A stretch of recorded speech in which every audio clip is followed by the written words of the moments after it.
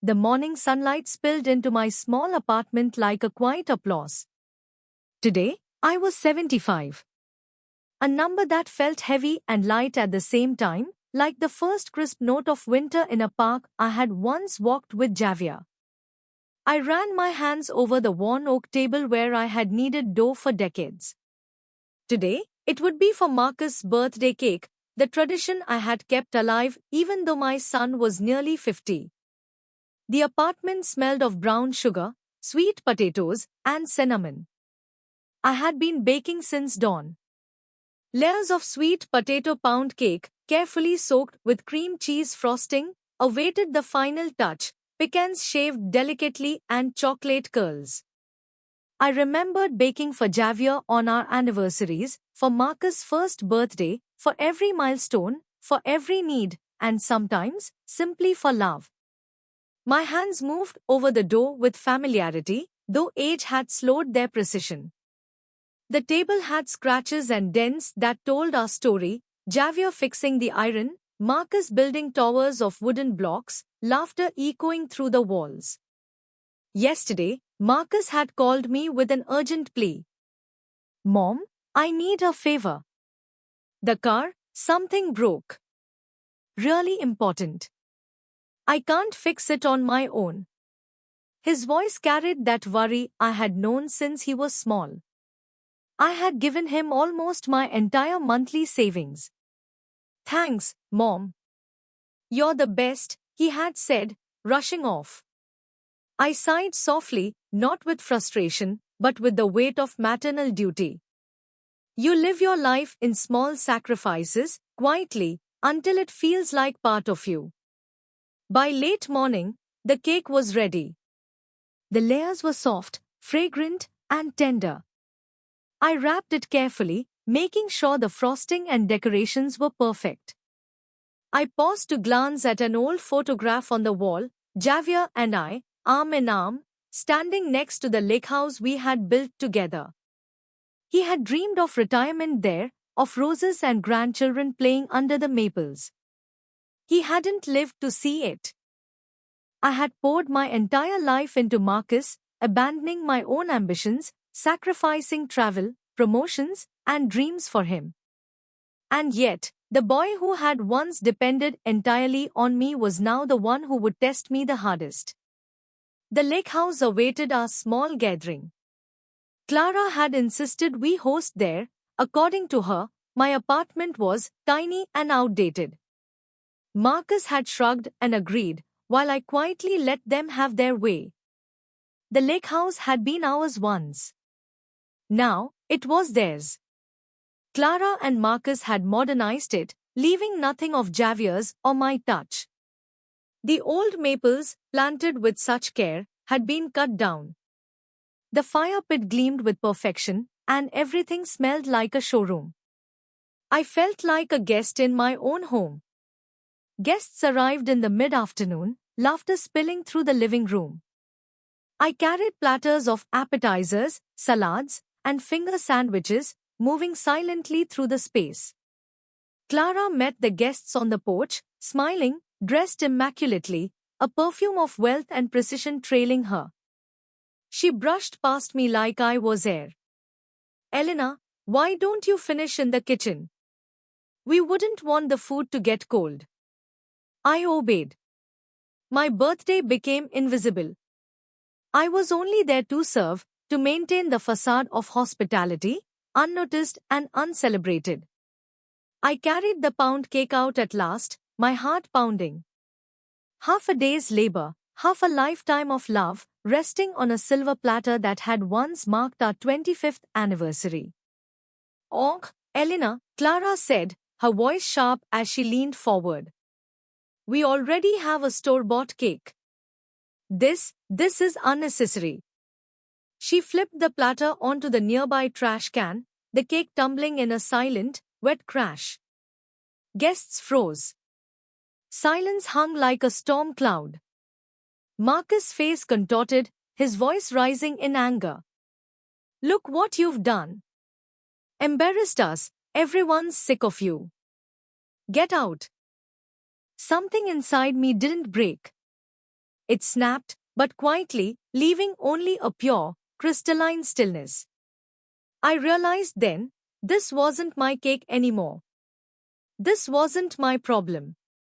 Nodding once, I turned, leaving the crimson-faced Marcus and the stunned guests behind. I walked to the foyer, put on my old trench coat, buttoned it with deliberate precision, and stepped into the cool evening air. I closed the door behind me, the lock clicking like the end of a long, exhausting sentence. I boarded the city bus, my reflection staring back from the dark window. An elderly woman, yes, but composed, deliberate, free. Facts lined themselves in my mind: my missing gold pendant, the money I had given them for decades, the erasure of my life from their modern, curated world. The bus rattled along familiar streets, past lilac bushes, sagging fences, and forgotten alleys. My life had been a one-way street, and I had reached the end. That night, I slept better than I had in decades. No dreams, no anxious knots in my stomach. The following morning, sunlight filled my apartment differently, cleanly.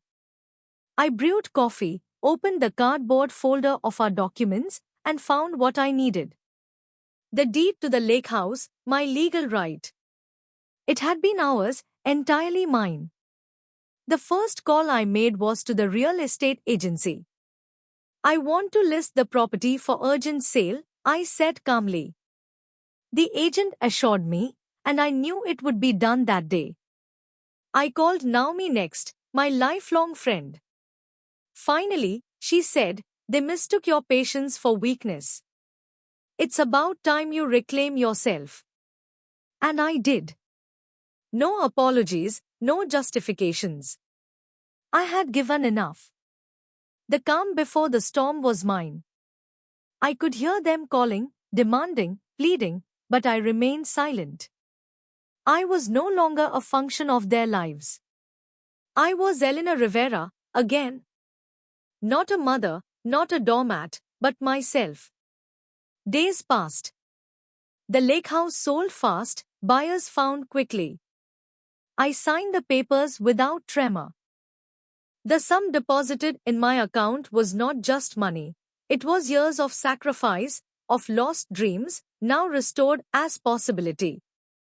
I bought a hearing aid, for the first time in years truly heard the world again, the crunch of leaves, the faint hum of power lines, the chirp of sparrows. Then a coat, a trench coat in deep royal blue, completely impractical, utterly beautiful. It fit me perfectly. I was myself, entirely, again. And I booked the trip we had always dreamed of, a Great Lakes cruise, from Chicago to Mackinac Island. I signed up for a textile course online, returning to my passion, to color, pattern, and creation. My life, finally, belonged to me.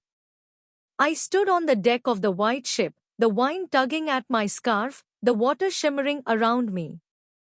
Colored pencils in hand, I traced patterns on a blank page.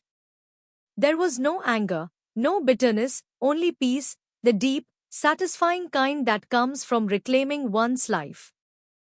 The first few mornings after the lake house sale were unusually quiet. No phone calls shrieking with demands, no voices accusing me of wrongdoing. The silence was thick but comforting, like a heavy velvet curtain shielding me from decades of expectation and obligation. I brewed coffee, opened the blinds, and let the sunlight flood the room, feeling it warm my shoulders. I had been invisible in my own life for so long that the sensation of being present, truly present, was almost foreign. My hands, once always in service to someone else, moved with purpose now, creating for myself.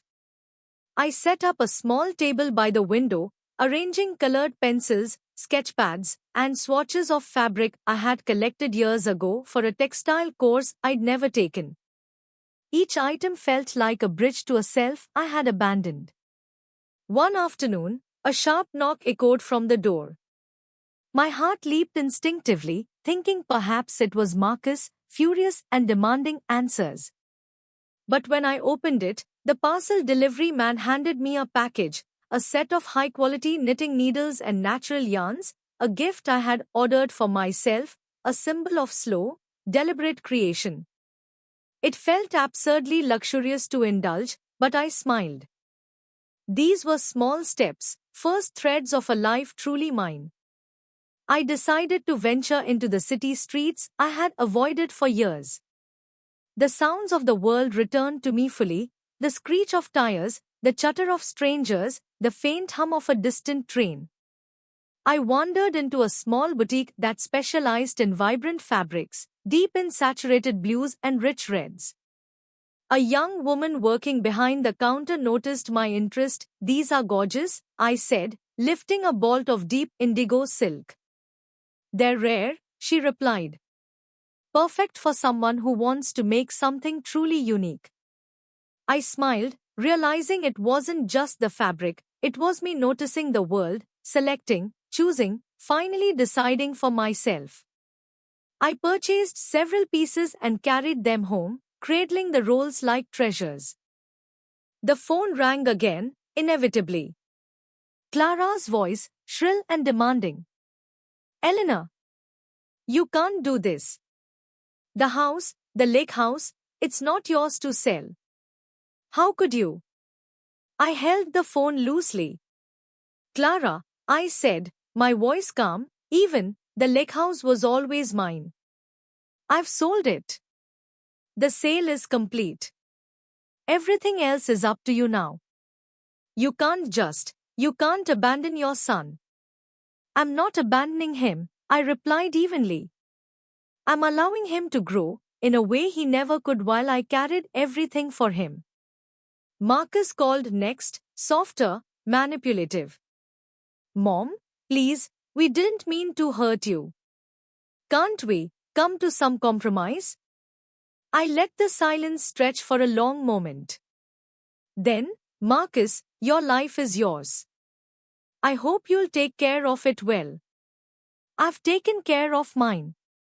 And I hung up. The days grew longer, brighter, and filled with action that was completely my own. I experimented with fabrics, dyes, and patterns. Every stitch of knitting, every stroke of a pencil, every fold and pleat of cloth reminded me of the Eleanor Rivera that had existed before motherhood had consumed all else. I signed up for an evening course in textile design at the local community college. I would be among students decades younger than me, but the thought thrilled me. I would learn, create, and rediscover the skills I had once set aside. I also treated myself, small indulgences that were once forbidden luxuries, a proper hearing aid so I could hear fully, a coat in royal blue that made me feel alive, a daily cappuccino at a small cafe where the barista greeted me by name. Each experience reinforced the reality that my life had shifted. I had a choice, and for the first time in decades, I controlled it entirely. One evening, Marcus and Clara arrived unannounced. I was sewing at my small table, the blue silk spread before me, threads trailing across the floor. They stood at the doorway, unsure, a strange mix of fear and anger in their faces. "Eleanor, can we talk?" Marcus began. I looked up, meeting his eyes without warmth, without nostalgia, without apology. "There's nothing to discuss," I said, my voice soft but firm. "The lake house is sold. Your life is yours. Mine is mine." Clara stepped forward, trembling with fury. "You've ruined everything. How could you sell it behind our backs?" "I didn't ruin anything," I replied, taking a slow breath. "You had everything you wanted. I gave it. Now I've reclaimed myself." They flinched, realizing the enormity of what I had done. No bargaining, no pleading, no emotional manipulation could touch this calm resolve. Marcus looked as if he might collapse. Clara's face drained of color, her carefully constructed image of control slipping. Weeks passed, and the silence from Marcus and Clara persisted. I noticed, almost with amusement, that no calls for apology, no demands for the past, could reach me anymore. My friend Naomi visited regularly. She encouraged me to embrace this new life fully. Remember, Naomi said one afternoon as we sipped tea, you spent decades putting everyone else first. Now it's time to be your own. Don't let guilt or habit drag you back. I know, I replied. And it feels wonderful. I began volunteering at a small arts center, teaching basic textile patterns to local children and older adults.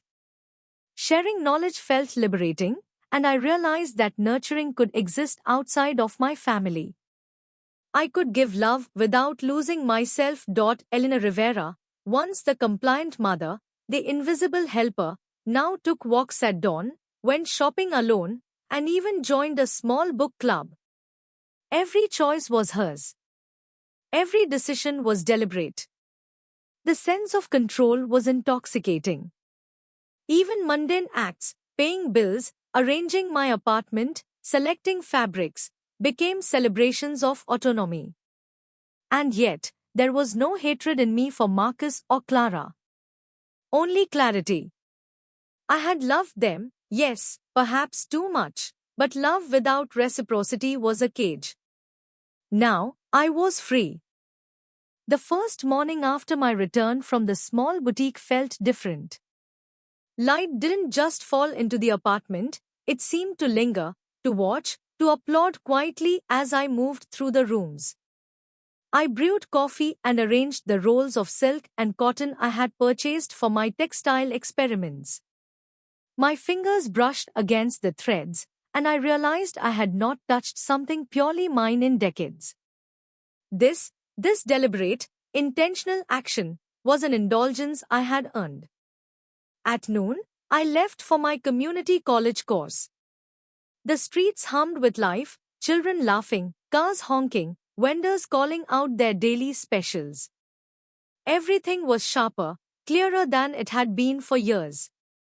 Even the faint hum of distant power lines, once background noise, seemed to speak to me now, like a steady heartbeat guiding me forward. The classroom was bright, filled with students far younger than I expected. Some eyed me curiously as I took my seat near the front. I could feel the contrast, their eager energy, their inexperience, and yet, I felt equal to the task. I had been designing, calculating, creating, and teaching in my own life for decades, though mostly invisible labor. The instructor, a cheerful woman named Claire, welcomed me warmly. We are thrilled to have someone with real experience in textiles. I can already tell you're going to bring a unique perspective. I smiled, the first genuine smile I'd allowed myself in a long time.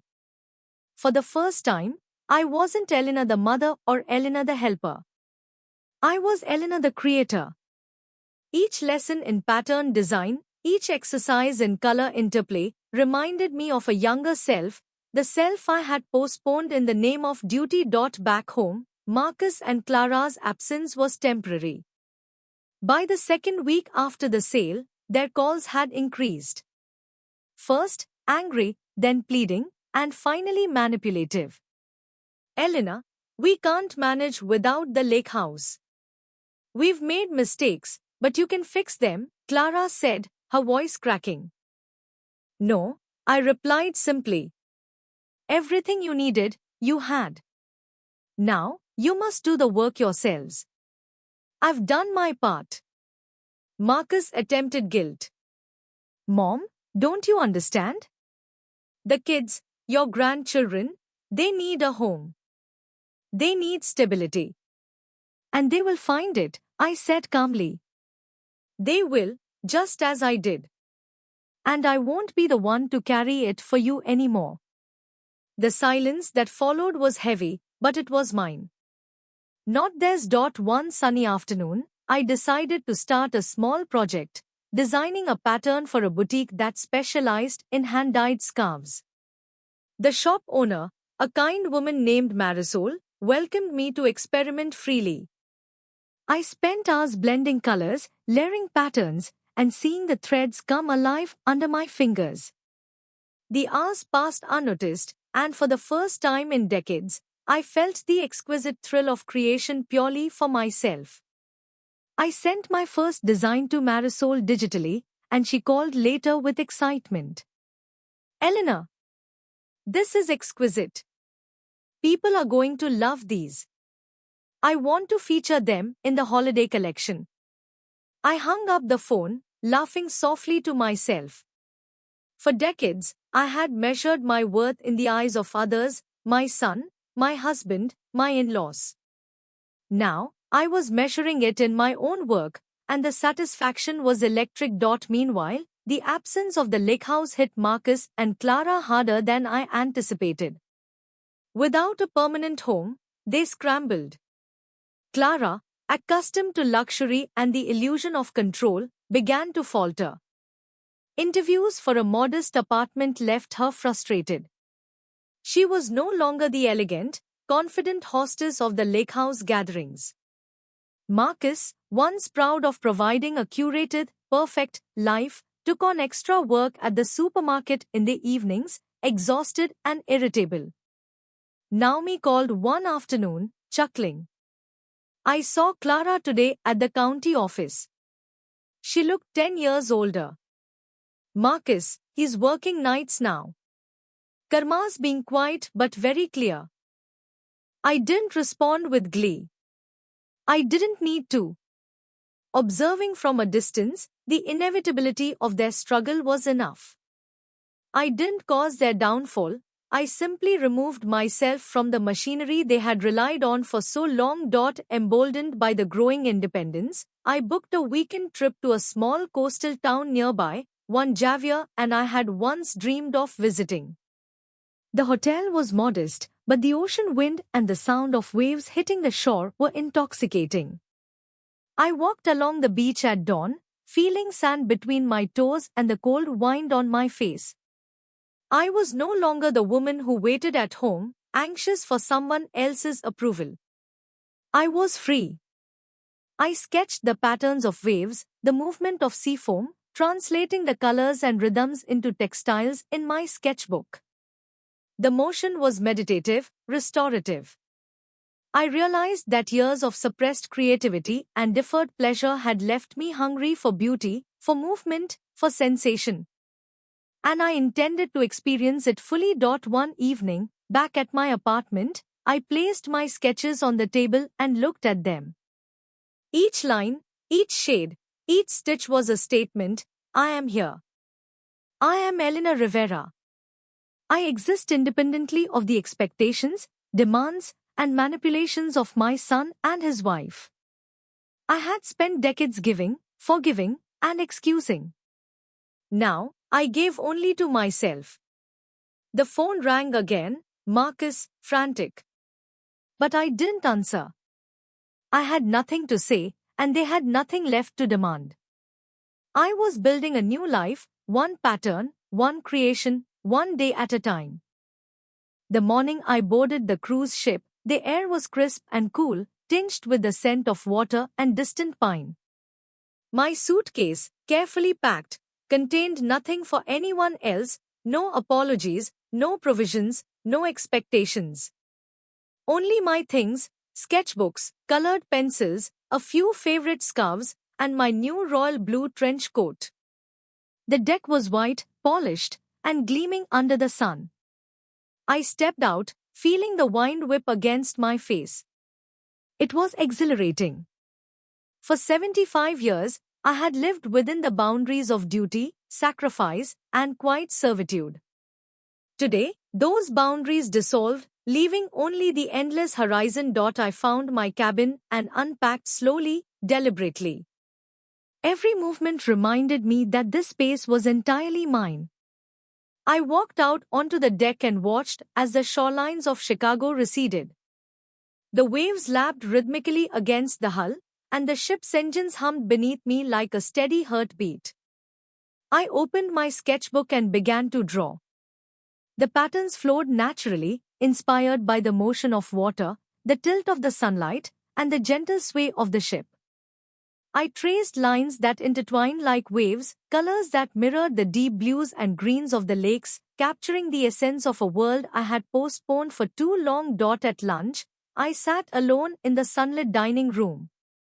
A couple at the adjacent table glanced at me curiously. "You're painting, aren't you?" the woman asked, noticing my open sketchbook. "Yes," I replied. "It's a hobby I've been rekindling." "Beautiful," she said. "I've always wanted to create, but life gets in the way." I smiled, understanding completely. "It never truly stops," I said softly. "You just have to find the courage to begin again." The man nodded, a subtle camaraderie forming over shared experience, the quiet understanding of lives postponed and reclaimed. Meanwhile, back home, Clara and Marcus continued to stumble. The absence of the lake house had exposed cracks in their carefully maintained facade. Rent payments, utility bills, and the demands of a modest apartment slowly chipped away at their illusion of control. Marcus worked late shifts at the grocery store, exhausted, while Clara floundered in interviews and paperwork. Naomi called me one afternoon, chuckling. "You should see them now. They're not managing at all." I saw Clara at the clinic, 10 years older. "Marcus looks like he's carrying a whole world on his shoulders." "You didn't do this, Elena. You simply left." I laughed quietly, sipping my coffee in my cabin. It was true. The universe was enforcing a balance independent of my actions. I was free, and they were learning the hard way that life must be lived, not taken for granted. One evening, I stood on the deck as the sun set, casting the lake in molten gold and fiery orange. I felt an unfamiliar serenity. The years of sacrifice, the invisible labor, the constant accommodation of others, those burdens had been lifted, piece by piece. Now, I had nothing to prove, no one to placate. I opened my sketchbook again and traced a pattern inspired by the fading light, letting each stroke of color mirror the sunset's movement. I realized that this freedom was not fleeting, it was a reclamation of a lifetime deferred. The lake stretched infinitely before me, just as my life now stretched with possibility. A small envelope arrived at the ship's front desk, addressed in familiar handwriting. I tore it open. Marcus had written, his words shaky and desperate. "Mom, please, we didn't mean to hurt you. We realize now how much we relied on you. Can we see you? Please reply. Please." I read the letter slowly, saving the power in my hands. My thumb pressed against the paper. No response was needed. They had been given every opportunity over decades, now it was their responsibility. I placed the letter aside and returned to my sketching. My life, my joy, my creation, these were mine alone. By the third day, I had fully settled into the rhythm of the ship, morning sketches, mid-morning walks on the deck, afternoons in the sun with a book, and evenings capturing the twilight on paper. I felt myself reconnecting with the woman I had been before sacrifices defined my every choice. I realized something extraordinary. In leaving, in reclaiming my independence, I hadn't just freed myself from obligations, I had rediscovered my identity, my creativity, and the simple joy of existing for myself. The lake house, the arguments, the cake, they were all behind me. Ahead lay a vast horizon, unclaimed, unlimited. The Great Lakes cruise came to an end far too quickly, but I returned home changed. Each day had been a meditation in motion, color, and possibility. I stepped off the ship with my sketchbook under my arm, my blue coat brushing against the wind. The world looked the same, yet I had changed entirely. For the first time in decades, I didn't fear my own life. I wasn't waiting for approval, for love, or for permission to exist. My apartment felt like a sanctuary rather than a waiting room for others' expectations. Back home, I arranged my sketches and textile samples on the table. I signed up for local exhibitions and began selling small collections to boutiques, some of which reached out after seeing my designs online. Every morning, I woke to the world as I wanted it, sunlight spilling across the floor, coffee in hand, time entirely my own. Evenings were for knitting, sketching, or reading. I took long walks, exploring neighborhoods I had ignored for years. I discovered small cafes, hidden bookshops, and parks where the children laughed freely. The city that had once felt confining now felt expansive, full of adventure, and entirely mine. Marcus and Clara, predictably, struggled. Without the lake house as their safety net, reality forced itself upon them. The luxury they had taken for granted, household staff, endless space, financial support, was gone. Marcus' second job stretched him to exhaustion, and Clara's interviews left her frustrated, humbled, and angry. Naomi called me one afternoon. "You should see them. Marcus is worn down. Clara's no longer the confident socialite, she's constantly on edge. They're scrambling, Elena." It's poetic justice. I didn't feel schadenfreude, only satisfaction that boundaries were finally respected. For years, my patience had been mistaken for weakness. Now it was clear that life demanded accountability, and they were learning it the hard way. One morning, I received an invitation to display my textile collection at a small arts festival. Excited, I accepted immediately. I spent the week preparing, carefully crafting scarves, patterns, and fabric swatches.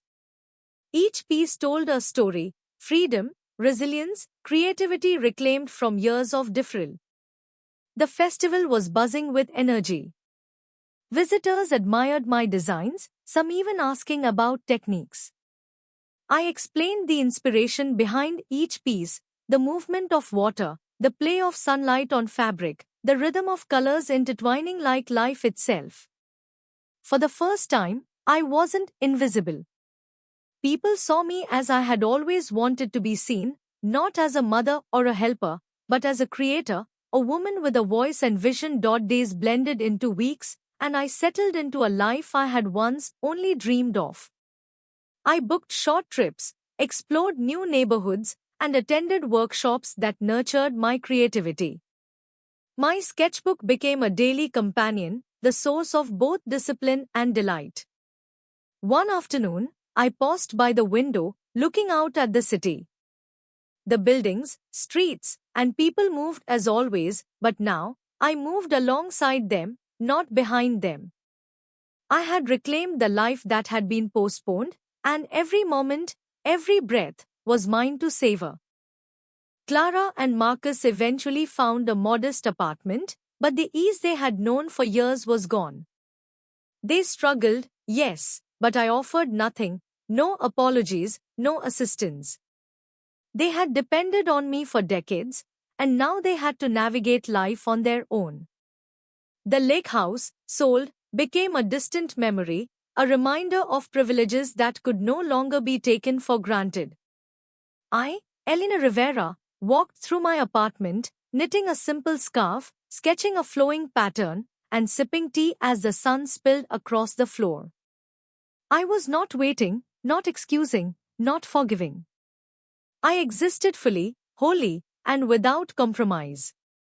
The blue coat hung nearby, a symbol of every decision I had made, every boundary I had enforced, and every dream I had begun to live. My world was no longer measured by others' expectations. It was measured by mine. And for the first time in 75 years, I was completely, utterly free.